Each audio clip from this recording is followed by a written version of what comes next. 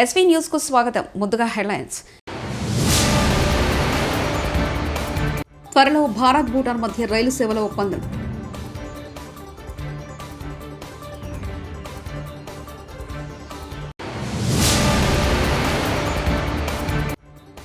పెన్షన్ల పంపిణీలో వాలంటీర్లను దూరంగా ఉంచాలి. నిమ్మగడ్డ రమేష్.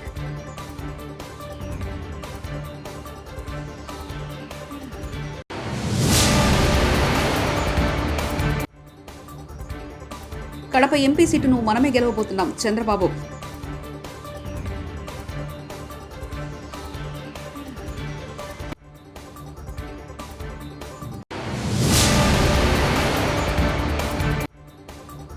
బేగంపేట చోరీ ఘటన, ఆ తల్లి కూతుళ్ల ధైర్యం అందరికీ ఆదర్శం. కిషన్ రెడ్డి. ప్రధాని మోదీ పర్యటన సందర్భంగా భారత్ భూటాన్ మధ్య అంతరిక్షం, విద్యుత్ సహా పలు రంగాలపై కీలక ఒప్పందాలు జరిగాయి. భూటాన్లో నూతన ఎయిర్పోర్ట్ నిర్మాణానికి భారత్ అంగీకరించింది. అస్సాంలోని కోజ్రాకా, బెంగాల్లోని బనర్హట్ నుంచి భూటాన్కు రైళ్లను అందుబాటులో తెచ్చేందుకు డీల్ కుదుర్చుకుంది. 2019-2024 మధ్య 5,000 కోట్ల ఆర్థిక సాయాన్ని అందించిన భారత్ రానున్న 5 ఏళ్లకు దానిని డబుల్ 10,000 కోట్లు చేసింది.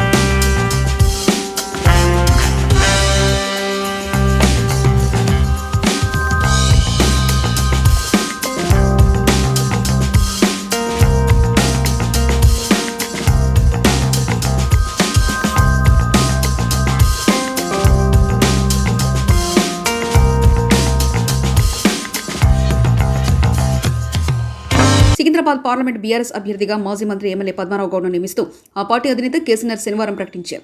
ఈ మేరకు పార్టీ శాసనసభ్యులు, ప్రజాప్రతినిధులు, ఇతర ముఖ్య నేతలతో జరిగిన సమావేశంలో చర్చించి అందరి అభిప్రాయం సేకరించిన తర్వాత ఈ నిర్ణయం తీసుకున్నట్లు తెలుస్తుంది.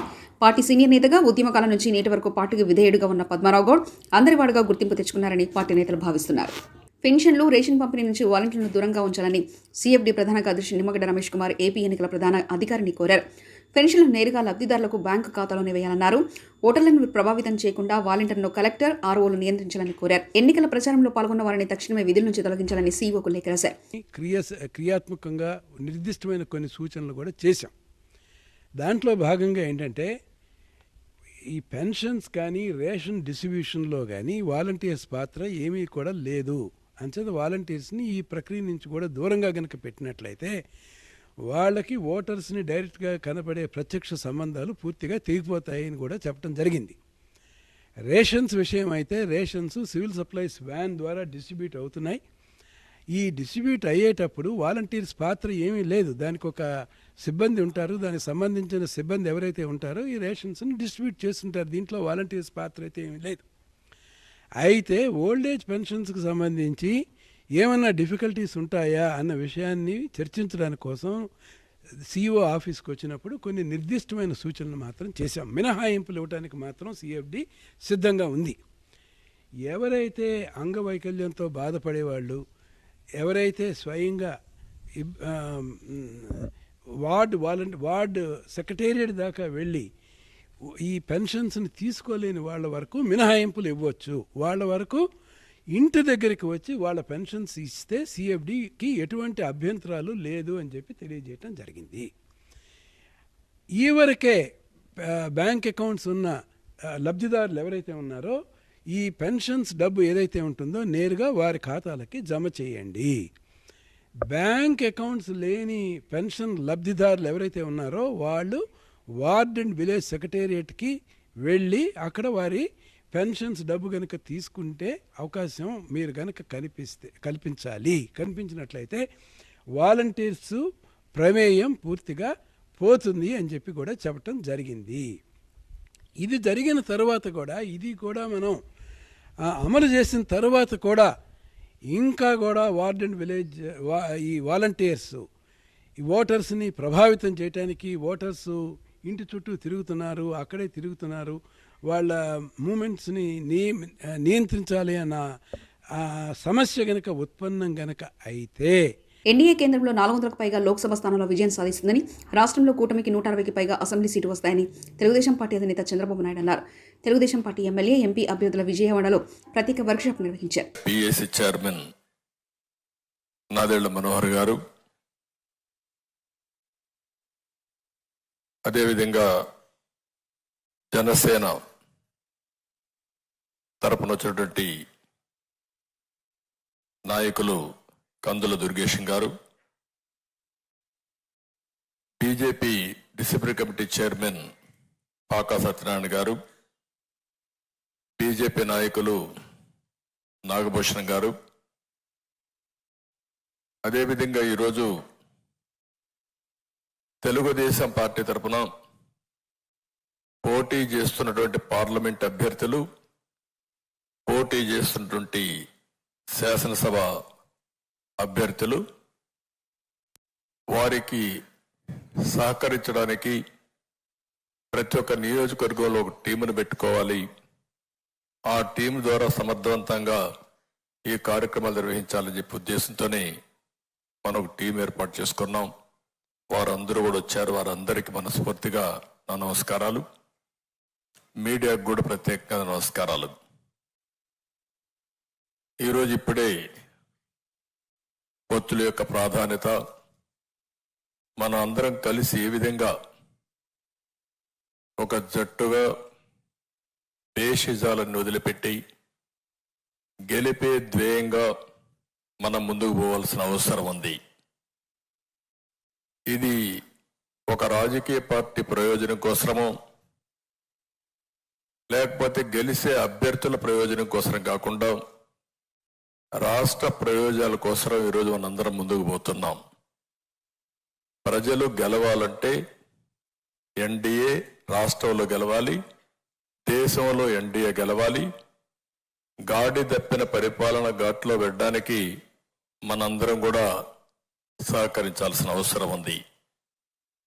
ఈరోజు అభ్యర్థుల ఎంపిక కూడా మీరు చూస్తే, ఇంకా ఈరోజైతే నేను ఆలోచించాం, అన్ని రాజకీయ పార్టీలు వారి యొక్క ప్రొసీజర్స్ ఒకసారి మన ఎన్నిక ప్రారంభమైన తర్వాత, పొత్తు కూర్చుకున్న తర్వాత అభ్యర్థుల ఎంపిక వివిధ రాజకీయ పార్టీలు చేసుకోవాల్సిన అవసరం ఉంది. ఈరోజు జనసేన కానీ, బీజేపీ కానీ, తెలుగుదేశం కానీ, ఈరోజు మనం మన అభ్యర్థుల్ని ఎంపిక చేశాం. వాళ్ళు కూడా ఎంపిక చేస్తున్నారు. ఎంపిక చేసేట్టు అందరం కూర్చోవాలనుకున్నాం. వాళ్ళు ఇంకా చేస్తున్నారు కాబట్టి ఇదే విధంగా వాళ్ళు కూడా మీటింగ్లు పెట్టుకొని సమర్థవంతంగా ధీటుగా ఎదుర్కోవాలంటే ఈసారి ప్రతి ఒక్కరు కూడా అప్రమత్తంగా ఉండాల్సిన అవసరం ఉంది.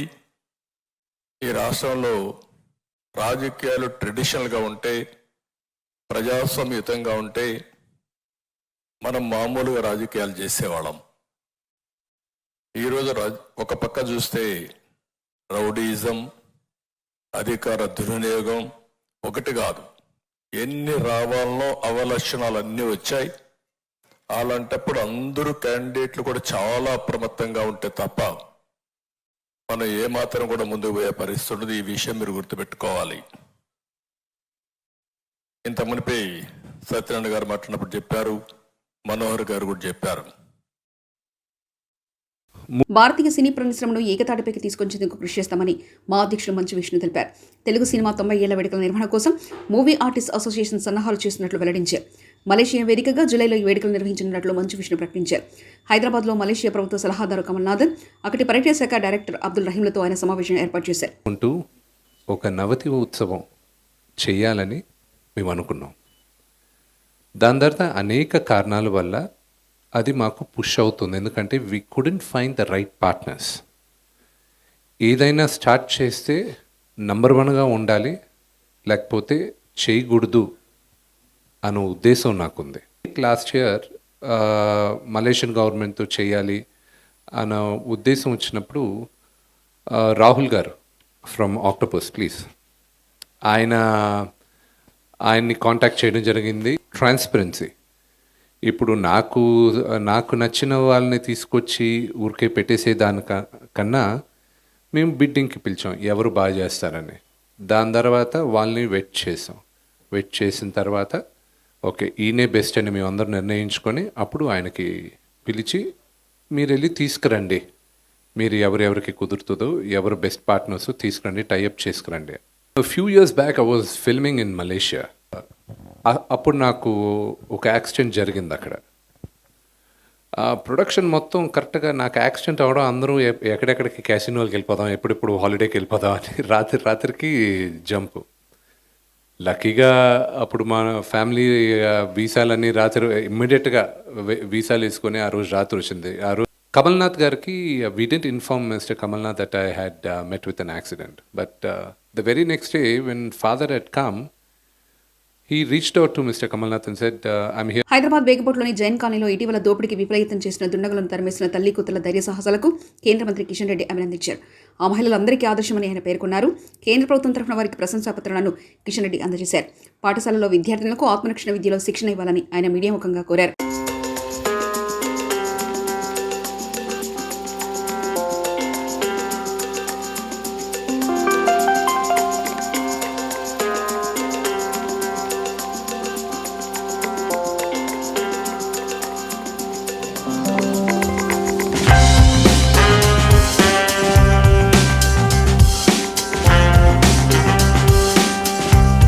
విధంగా అమిత కానీ భావి కానీ తల్లి కూతురు ఇద్దరు, పాప ఇంటర్మీడియట్ ఇప్పుడే ఎగ్జామ్ రాసింది, వీళ్ళిద్దరూ కూడా ప్రాణాలకు తెగించి మరి వాళ్ళు దొంగలను ఏ రకంగా ఎదుర్కొన్నారో, మరి ఏ రకంగా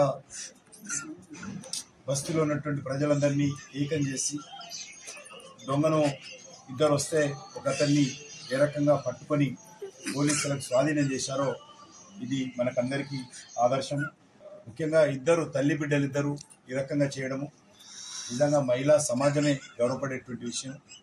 మరి వాళ్ళు శారీరకంగా పర్సనాలిటీ కాకపోయినా కూడా మానసికంగా భారీ స్థాయిలో ఉన్నటువంటి వాళ్ళిద్దరిని కూడా దొంగలిద్దరిని కూడా ఎదుర్కొని మరి వారు ఈరోజు మనకందరికీ ఆదర్శంగా నిలబడ్డారు. నేను సమాజంలో ఉన్నటువంటి ప్రతి ఒక్కరిని కూడా కోరుతా ఉన్నాను, మనం ఏదో రకంగా మహిళలను కానీ ఇంట్లో ఉన్నటువంటి ఆడబిడ్డలను కానీ మనము శారీరకంగా ఈ రకమైనటువంటి సంఘటనలు ఎదురైనప్పుడు, వాళ్ళకి ఇంట్లో ఎదురైంది, బయట కూడా అప్పుడప్పుడు ఈ రకమైనటువంటి సంఘటనలు మనకు ఎదురవుతుంది. మాజీ మంత్రి వైఎస్ వివేకానంద కుమార్తె సునీత అల్లుడు రాజశేఖర రెడ్డి కాంగ్రెస్ పార్టీ సీనియర్ నేత తులసిరెడ్డితో సమావేశమయ్యారు. వైఎస్ఆర్ జిల్లా వెంపల్లిలో తులసిరెడ్డి నివాసానికి వెళ్లిన సునీత దంపతులు ఆయనతో అరగంట పైగానే సమావేశమయ్యారు. వైఎస్ షర్మిల కడప ఎంపీగా పోటీ చేయనున్నారనే ప్రచారం జరుగుతున్న నేపథ్యంలో సునీత దంపతులు తులసిరెడ్డితో సమావేశం కావడం ప్రాధాన్యత సంతరించుకుంది. ఈ నెల 28న కాంగ్రెస్ అభ్యర్థుల తొలి జాబా వెల్లడయ్యే అవకాశం ఉందని తులసిరెడ్డి తెలిపారు.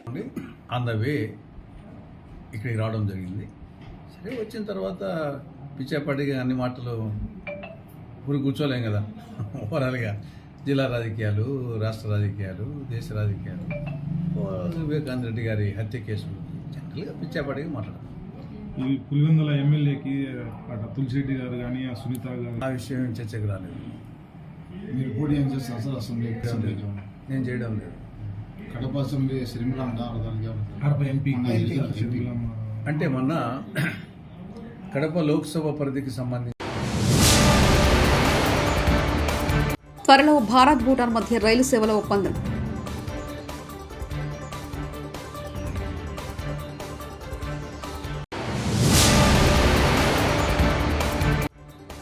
పెన్షన్ల పంపిణీలో వాలంటీర్లను దూరంగా ఉంచాలి. నిమ్మగడ్డ రమేష్.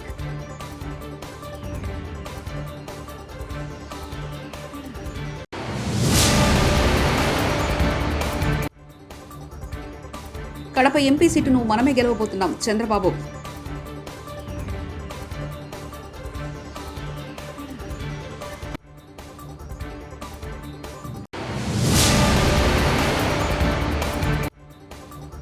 బేగంపేట చోరీ ఘటన, ఆ తల్లి కూతుళ్ల ధైర్యం అందరికీ ఆదర్శం కిషన్ రెడ్డి. ఇవి బులెటిన్ విశేషాలు. చూస్తూనే ఉండండి ఎస్వీ న్యూస్.